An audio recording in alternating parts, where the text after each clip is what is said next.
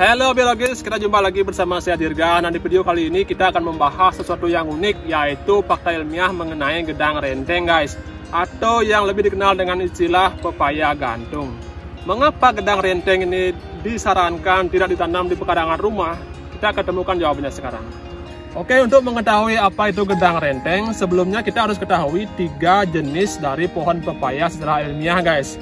Yang pertama ada pohon pepaya jantan, yang kedua ada pohon pepaya betina, dan yang ketiga ada jenis pohon pepaya yang disebut dengan hermaprodit. Nah, apa yang membedakan ketiga pohon jenis pepaya ini yaitu morfologi dari bunganya. Bunga jantan hanya mengandung serbuk sari, bunga betina hanya mengandung putik, sedangkan bunga hermaprodit mengandung keduanya yaitu serbuk sari dan putiknya. Perbedaan bunganya yang lain adalah bunga jantan itu lebih kecil ukurannya dengan tangkai yang cukup panjang. Sedangkan bunga yang betina dan bunga hermaprodit itu ukurannya lebih besar dengan tangkai yang lebih pendek. Dengan adanya perbedaan dari ketiga morfologi bunga tadi, inilah yang kemudian mengakibatkan perbedaan juga kemampuan dari pepaya untuk berbuah. Pepaya jantan secara umum tidak akan menghasilkan buah. Sedangkan pepaya betina dan hermaprodit, mereka akan mampu menghasilkan buah pepaya yang banyak dan lebat sepanjang tahun seperti di sekitar saya ini. Seperti sudah kita bahas sebelumnya, bahwa pada umumnya pepaya jantan tidak akan mampu menghasilkan buah. Tapi dalam kondisi tertentu, misalkan musim kemarau, musim yang sangat panas dengan kekeringan yang hebat, pepaya pejantan ini akan mampu mengubah morfologi dari bunganya, sehingga kemudian mereka akan mampu menghasilkan buah.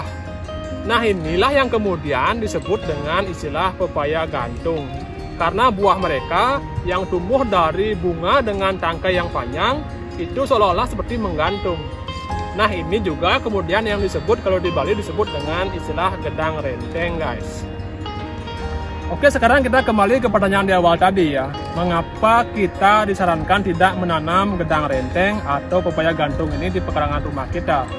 Nah, terlepas dari mitos-mitos atau kepercayaan di masyarakat, nah logika saya adalah karena gedang renteng atau pepaya gantung ini merupakan pepaya pejantan seperti yang kita sudah bahas tadi.